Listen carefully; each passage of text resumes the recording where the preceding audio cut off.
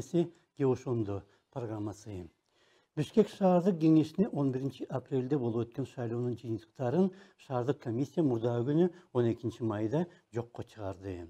Анын алдында комиссия эмгек менен ак бата партияларын, ага чейин болсо НДПК партиясын шайлоодон четтеткен. Ошондой эле Ош менен Токмок шаардык кеңештерине болгон шайлоо жыйынтыктары дагы жокко чыгарылган. По части 7 38 статьи 38 берененин 1 бөлүгү боюнча шайлоонун жыйынтыгын чыгаруу боюнча Бишкек боюнча аймактык шайлоо комиссиясы Борбор калаадагы добуш берүүнүн жыйынтыктарын жокко чыгарды. Процедура боюнча биз өз чечимдерибизди Борбордук шайлоо комиссиясына дароо жиберебиз, алар карайт. Бирок шайлоого катышкан партиялар 3 күн ичинде бул чечимге каршы арыз жазууга укуктуу. Ошол мөөнөт аяктагандан кийин БШК биздин чечимди кароого тийиш. подать еще в течение 3 дней какие-то жалобы, то после этого Центральная избирательная комиссия рассмотрит наше решение. 11 апрелдеги шайлоо учурунда өтө көп мыйзам бузуу катталган. Ага катышкан партиялар ким көбүрөөк добуш сатып алат деп мелдешкендей да болгон. Добуш сатуу жана сатып алуу мыйзамдуу тыюу салынат ага. Бирок башка коррупциялык аракеттер сыяктуу эле аны мыйзамдуу жол менен далилдөө кыйын. Добуш сатып алуу боюнча 11 апрелде көптөгөн видео тартылган жана алар коомдо кеңири тараган. Мына эки жигит биздин агитатордун немесин кармап алып, мен мунусун айтпай. Депутат городской кеңешкен телефонду алып качып кетип, мына азыр келди. Калган жокмун деп так карабашын жеп атат, калп айтып атат. Сап койгон жериңди көрүп атасыз. Шайлоонун алгачкы жыйынтыктары жарыяланары менен Бишкекте каршылык акциялары башталган. Жаштар каршылыкты күнү түнү көрсөтүү максатында БШКнын алдына чатыр да тигип алган. Ар бир партиянын өзүнүн байкоочулары болгон жана алар ким канча добуш чогултканын болжол менен билген. Ошондуктан шайлоо комиссиялары жарыялаган жыйынтык эч кимди ишендирген эмес. Каждый из кандидатов. Ар бир талапкер канча добуш алганын болжолдоп билчү. Ушунча добуш мен үчүн берилет деп.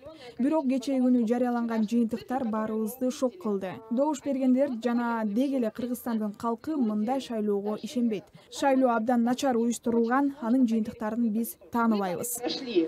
Вообще на таком низком уровне мы не признаем итоги выборов. Маселе жогорку кеңеште дагы талкууланып, айрым депутаттар Ош менен Токмок гана эмес, Бишкек боюнча шайлоонун жыйынтыгынын баарын дагы жокко чыгарыш керек деген сунуш айткан. БШК Бишкек боюнча азырынча чечим кабыл ала элек, анткени шаардык комиссиянын чечимине каршы арыздар болушу мүмкүн. Күрөөгө коюлган 50 000 сом эч бир партияга кайтарылбайт деп айтылууда. Бирок негизги маселе ал эмес. Нарушение, если сегодня идет такие Бүгүн ушундай мыйзам бузуулар болуп жатса, анда жогорку кеңешке шайлоо кандай өтөт? Элестетсеңер, мындай өзүн билемдикти токтотуш керек. Биз мындай болбойт деш керекпиз. Мындай башаламандыкка биз жок деш керекпиз. 30 жылдан бери уланып келе жатат. той вакханалии хватит того беспредела, который идет на протяжении последних 30 лет.